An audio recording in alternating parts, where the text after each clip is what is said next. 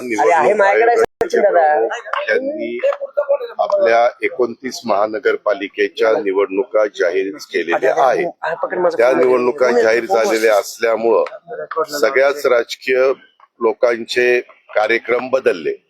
आमचाही शेवटचा कार्यक्रम झाल्यानंतर मी माझ्या दुसऱ्या दौऱ्यावर जाणार होतो, परंतु मग मी इथं थांबलो। माझ्या नंतर मी सर्किट हाऊसला जाणार होतो, परंतु आचारसंहिता त्यांनी डिक्लेअर केली की सुरू होती, त्याच्यामुळे मग मी इकडं आलो आणि इकडं वेगवेगळ्या भागातले लोक, सोलापूर जिल्ह्यातले, आमच्या सांगली मिरज कुपवाड परिसरातले, पुण्यातले, पिंपरी चिंचवड मधले असे लोक येत होते, भेटत होते। उद्या पण सकाळी 7 वाजल्यापासून मी ह्या सगळ्यांना वेळ दिलेला आहे। काहींना कुठल्या प्रभागाच्या बद्दल काही सांगायचं आहे, काहींचं वेगवेगळी मतं। निवडणुका म्हटल्यानंतर कसं झालं पत्रकार मित्रांनो, आमच्या निवडणुका झाल्या, कोणी आम्ही खासदार झालो, कोणी आमदार झालो, कोणी मंत्री झालो, उपमुख्यमंत्री, मुख्यमंत्री, सगळी काही पदं मिळाली आम्हाला। पण आमच्याकरता काम करणारे जे कार्यकर्ते त्यांची निवडणूक आहे। एक तर 4 वर्ष निवडणुका झाल्या नाही, वास्तविक 2022 व्हायला पाहिजे होत्या, त्या 2026 मध्ये आता होत आहे।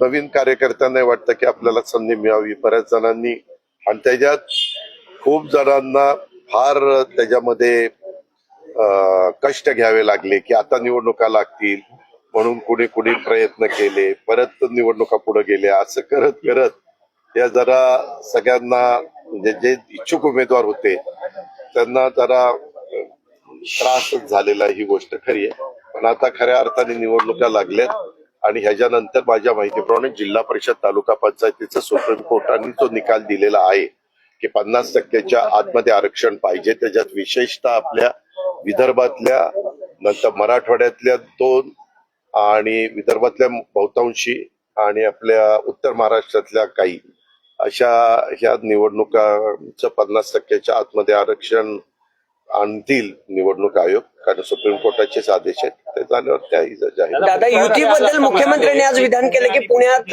राष्ट्रवादी सोबत लढणार नाही, दुसऱ्याचा फायदा व्हायला नको, एकत्र म्हणून। पण शेवटी राज्याचे ते प्रमुख आहेत आणि त्यांना जे योग्य वाटतं ते स्टेटमेंट त्यांनी केलं। ठरलं होतं का, असं ठरलं का आता? त्याच्यामध्ये त्यांनी जे काही, मला त्यांनी काय सांगितलं ते माहिती नाही, परंतु त्यांनी सांगितलं याचा अर्थ चर्चा होऊनच झालेला असेल म्हणूनच ते बोलले। तुमच्याशी झाली असेल ना दादा चर्चा? कार्यक्रम संपल्या इथं आलो मी, टीव्ही पण बघितला नाही किंवा काही मला माहित नाही मुख्यमंत्र्यांनी काय स्टेटमेंट केलं। मी तर तुम्हाला म्हणतोय की मुख्यमंत्र्यांचं स्टेटमेंट जे झालेलं आहे ते निश्चितपणे आम्ही अनेकदा एकत्र बसतो, चर्चा करतो, त्याच अनुषंगाने त्यांनी केलं। पण पुणे आणि पिंपरी चिंचवडसाठी काय रणनीती असणार? पुणे आणि पिंपरी चिंचवडसाठी रणनीती काय असणार दादा? त्या संदर्भामध्ये रणनीती निवडणुका लढवायची असणार।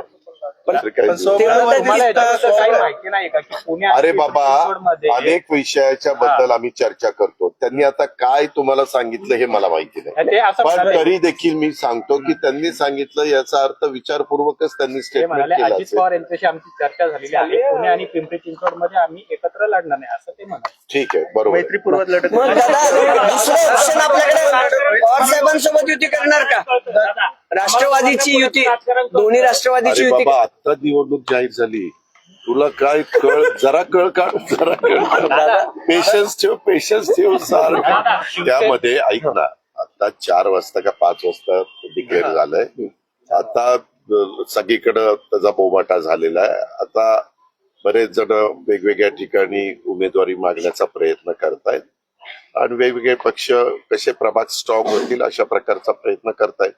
आता ते आम्ही काय केलं, मागे 15 वर्ष लोक महाविकास आघाडीमध्ये काम करत असताना आम्ही आणि काँग्रेसवाले काय करायचो, किंवा आमचे मित्रपक्ष शेका पक्ष होता तेव्हा, किंवा इतर आरपीआय आठवले साहेब तेव्हा आमच्या बरोबर काही काळात होते, तर त्या काळामध्ये आम्ही स्थानिक जी काही जिल्हा असेल किंवा कॉर्पोरेशनला स्थानिक शहर असेल, तिथल्या जिल्हाध्यक्षांना आणि तिथल्या जे काही आजी माजी पदाधिकारी, आमदार, खासदार यांना तो अधिकार द्यायचो की तिथली एक राजकीय परिस्थिती बघून तुम्ही तुमचे निर्णय घ्या, आणि तशा पद्धतीनं ते निर्णय घ्यायचे आणि निवडणुका व्हायच्या।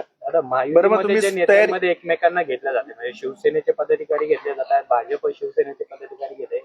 आज देवेंद्र फडणवीस बोलताना असं म्हणाले की शिंदे आणि आमच्यामध्ये असं ठरलं की एकमेकांचे पदाधिकारी पक्षामध्ये घ्यायचं नाही. मात्र तुमच्या पक्षाबद्दल ते काही बोललेले नाहीत. आगामी काळामधले तुमच्या पक्षातले नेते पदाधिकारी सुद्धा घेण्यासाठी त्यांनी ग्रीन सिग्नल दिलेला आहे.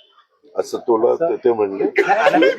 त्यांचं स्टेटमेंटच होतं दादा. त्यांनी घेतलं, तुमचं नाव नाही घेतलं. मी त्याच्यामध्ये त्यांच्याशी बोलीन की बाबा असं पत्रकार मित्र विचारत होते, कारण माझं त्यांचं बोलणं काल आम्ही दोघं जण नागपूरहून येताना त्याच्या संदर्भामध्ये काही बोलणं झालेलं आहे. परंतु त्यांनी काय बोलावं तुमच्या समोर हा त्यांचा सर्वस्वी अधिकार आहे. पण तुम्ही आता हे मला प्रश्नच विचारताय, तर त्याच्याबद्दल पत्रकार मित्रांनी पुण्याच्या अशा प्रकारचा प्रश्न विचारला, ते तुम्ही शिंदे साहेबांचं नाव घेतलं, माझं नाव घेतलं नाही. त्याच्यामुळं त्यांना एक बातमी त्याच्यातनं होऊ शकते किंवा तुमच्या कुणाच्या सूत्रांच्या माहितीनुसार सीएम बोलले नाही, अरे पण ते तसं बोलले, परंतु तुम्ही त्याचा अर्थ मराठी भाषेचा कसा अर्थ काढावा तसा काढताय. तुम्ही माहितीमध्ये एक प्रमुख पक्ष आहात.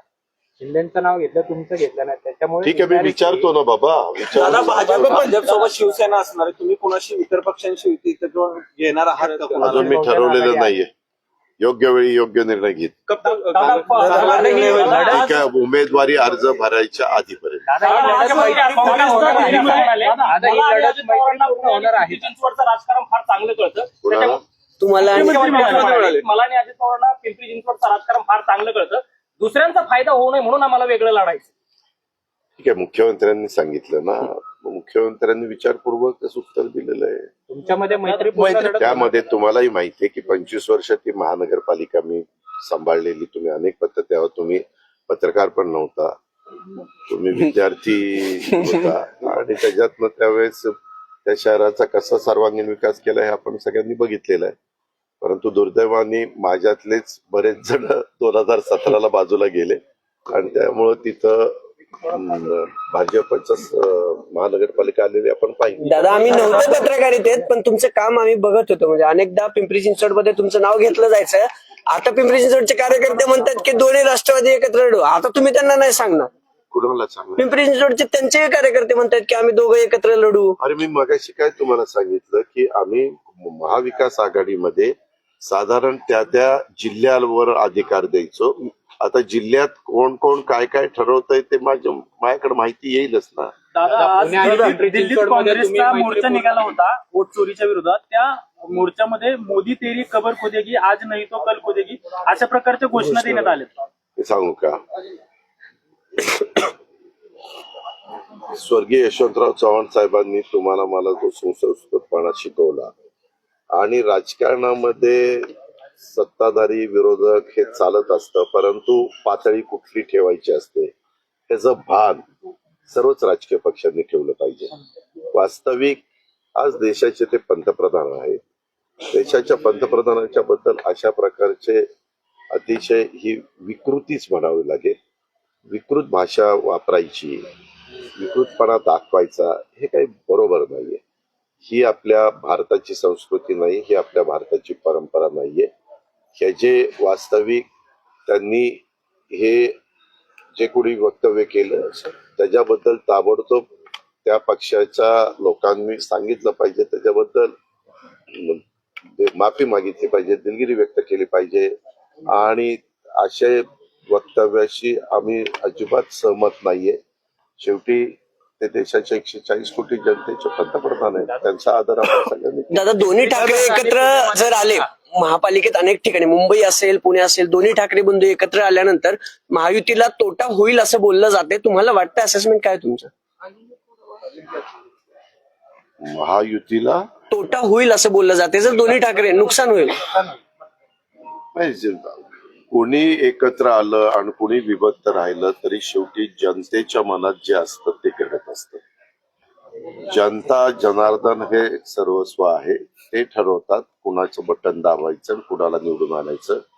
काय होतं, मी अलीकडे एक बघितलं की निवडून एखादा पक्ष आला आणि त्यांना योग्य वाटलं तर ते म्हणतात की हे चांगलंय, काय तुमचं ईव्हीएम चांगलंय.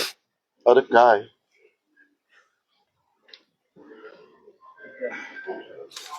ईव्हीएम चांगलं आहे अशा पद्धतीनं काहीतरी ते बोलतात. आणि जर नाही म्हटलं तर पराभूत झाले की म्हणायचं ईव्हीएम वर दोष ढकलायचा, हे पण बरोबर नाही. कारण तुम्ही बघा ना, महायुतीला आम्हाला लोकसभेला 31 जागा आमच्या पराभूत झाल्या, अवघ्या 17 जागा आल्या. त्यावेळेस त्यांना सगळ्यांना ईव्हीएम चांगलं वाटलं.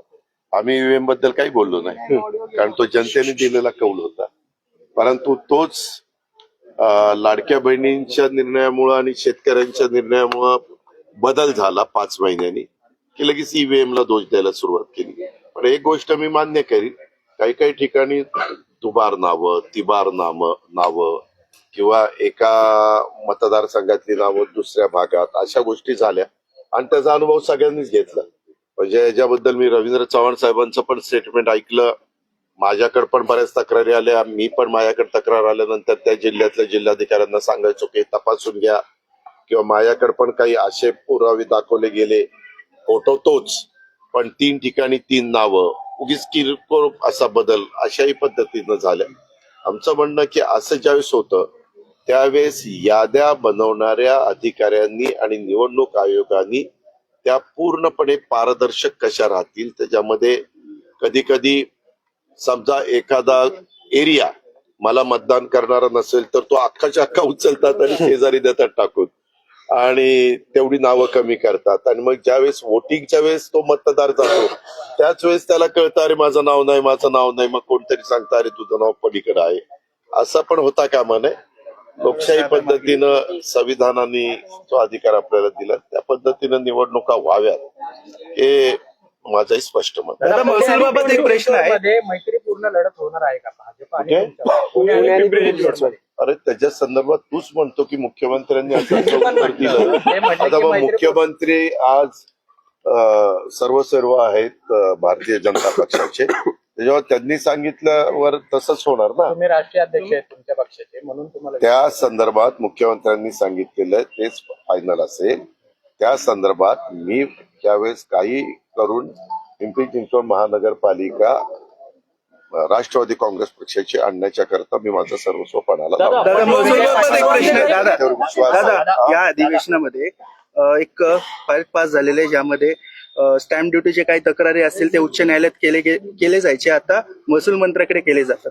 मग या सगळ्या निर्णयाकडे असं पाहिलं जातं की ज्या मीडिया केसमध्ये आहे ते पार्थ पवारला वाचवलं जातं, असं सामाजिक कार्यकर्ते का यांच्याकडनं बोललं तेव्हा जातं. का कुणी काय बोलावं हा प्रत्येकाला बोलण्याचा अधिकार आहे. परंतु आम्हाला अनेकदा तक्रारी आलेल्या होत्या की एखाद्या जमिनीची नोंदणी करत असताना त्याच्यावर जेवढं काही स्टॅम्प ड्युटी भरायला पाहिजे तेवढी भरली जात नाही, आणि मग ते पार डायरेक्ट जातं कोर्टाकडं. वास्तविक सहकारामध्ये जसं एखादी गोष्ट त्या खात्याच्या वरिष्ठ अधिकाऱ्यांनी वेगळी काही केली तर त्याच्याबद्दल मंत्र्यांना हेरिंग घेण्याचा अधिकार असतो, तो अधिकार ठेवला. आणि त्याच्यानंतर त्यांनी कुठलाही निर्णय दिला तर महसूल मंत्र्यांच्या निर्णयाच्या विरोधात तुम्हाला हायकोर्टामध्ये जाण्याचा अधिकार आहेच. तो अधिकार कुणी काढून घेऊ शकत नाही. पण आज दादा, अनेक आंबेडकर अधिकाऱ्यांनी टोळीचा आंदोलन म्होरक्या केलेलं आहे. बंधू त्या आंबेडकर विरोधामध्ये अनेक महसूल अधिकारी आहेत, कर्मचारी आहेत, त्यांनी आज आंदोलन केलं काय या निर्णयाच्या विरोधामध्ये. काय कारण या आहे? निर्णयाचे अरे काय कारण आहे? नाही अधिकार निलंबित केले तहसीलदार आणि नायब तहसीलदारांना, त्यांच्या विरोधात मनमाई कारवाईबद्दल. त्याच्यामध्ये तू वेगळं सांगतोय, हे वेगळं सांगतायत. जो निर्णय आपल्या विधिमंडळाने घेतला, दोन्ही सभागृहांनी घेतला, त्याच्यात ते बिल पास झालंय. मध्ये काहीतरी अधिवेशनाच्या काळामध्ये काही अधिकारी यांना सस्पेंड केलं असं काहीतरी चंद्रशेखर बावनकुळे साहेबांनी जाहीर केलं. त्याच्याबद्दल ते सगळी माहिती घेतील. त्याच्यात जर घेतलेला निर्णय हा चुकीचा ठरलेला असेल तर ते मागे घेतील, आणि त्या निर्णयामध्ये तथ्य असेल तर ते पुढची दादा, कारवाई करतील. पृथ्वीराज चव्हाण असं म्हणाले की 19 तारखेला मराठी पंतप्रधान बसेल. मराठी पंतप्रधान हा काम केलं. मी काम केलंय म्हणून काय सगळंच तू याच्याबरोबर काम केलं म्हणजे सगळं तुला याचं माहिती आहे. मला काय माहितीये त्यांनी कशामुळे हे स्टेटमेंट केलं, त्याला ते अर्थहीन स्टेटमेंट आहे असं माझं स्वतःचं मत आहे. दादा, मुंडवा जमीन गैरव्यवहार प्रकरणी दिग्विजय पाटलांची पिंपरी चिंचवड पोलिसांनी 9 तास चौकशी केली. ज्या वेळेस एखाद्या बद्दलचा निर्णय पोलीस घेतात चौकशी करण्याचा, तो चौकशी करण्याचा त्यांचा अधिकारच आहे. त्यावेळेस त्यांनी चौकशी करायची असते, ज्यांची चौकशी करायची असते त्यांनी सगळी म्हणजे पूर्णपणे त्यांना चौकशी करायला सहकार्य करायचं. दादा अंधेकरांचं काय ठरलंय का? ते कोर्टात त्यांनी याचिका केली होती की आम्हाला निवडणूक लढवायची आहे, म्हणजे अंधेकर परिवारातलं कुणीही दोघं, कोर्टाने परवानगी दिली. आता ते राष्ट्रवादीकडून लढणार असं कळतंय. तुम्ही काही पत्नी अरे वेळ तुम्ही ना सगळं तुम्हीच ठरवता, तुम्हीच प्रश्न उपस्थित करता, तुम्हीच त्याचं उत्तर देता. असं ठरलंय. आता मलाच माहित नाही काय ठरलंय ते तुला कळतंय. त्यांच्या जागेवरती शहराध्यक्षांनी स्टेटमेंट केलंय. मला त्याच्याबद्दल आज कुणीही काही त्याच्याबद्दल चर्चा आमची कुणाची झालेली नाहीये. उद्याच्याला मी अनेक बाबींच्यावर चर्चा करणार आहे. मी वेगवेगळे प्रभाग, आपले काहीतरी 61 प्रभाग आहेत, 65 नगरसेवक 41 165 नगरसेवक 41 प्रभाग आहेत. एक प्रभाग 5चा आहे, 40 प्रभाग 4चे, असे 165. आणि त्या 165च्या संदर्भामध्ये साधारण प्राथमिक चर्चा करत होतो. किती अर्ज आलेत, काय आलेत वगैरे वगैरे ही माहिती घेण्याचा प्रयत्न करत होतो. पण ते म्हणले की बाबा अजून अर्ज येतात, लोकांना नक्की निवडणूक होणार की नाही त्याच्याबद्दल ते साशंक होते. परंतु आता खऱ्या अर्थाने निवडणूक जाहीर झालेली आहे. मला वाटतं किती तारखेपासून फॉर्म भरायचे? 23 तारखेपासून. त्याच्यामुळं त्याला आता जास्त गती सर्वच राजकीय पक्षांच्या मध्ये येईल. दादा नगर परिषद निवडणुकांमध्ये अनेक राजकीय पक्षाचे आमदार मंत्र्यांच्या म्हणजे मिसेस जे आहेत त्या नगराध्यक्ष झाल्या बिनविरोध. आता सुद्धा अनेक जण जे आहेत ते बघ, लोकशाहीमध्ये उद्याच्याला तुझी पण बायको जर बिनविरोध झाली होणारी बायको तर तो त्यांचा अधिकार आहे. शेवटी लोकशाही आहे रे. लोकशाहीमध्ये कुणाला निवडून द्यावं आणि कुणाला बाजूला करावं हा जनतेचा अधिकार आहे. त्याच्याबद्दल आपण कशी टीका टिप्पणी करू शकतो? नाही, राजकीय घराणेशाही म्हणून अनेक नगरसेवकाचे मुलं सुद्धा तिकीट मागतात, अनेक महिला सुद्धा तिकीट मागतात. जर ती घराणेशाही वाटत असेल त्या मतदारांना तर त्यांनी त्या बाबतीतला विचार करावा. त्यांना हो का, तिकीट देताना बहुतेक राजकीय पक्ष इलेक्टिव्ह मेरिट बघून तिकीट देतात.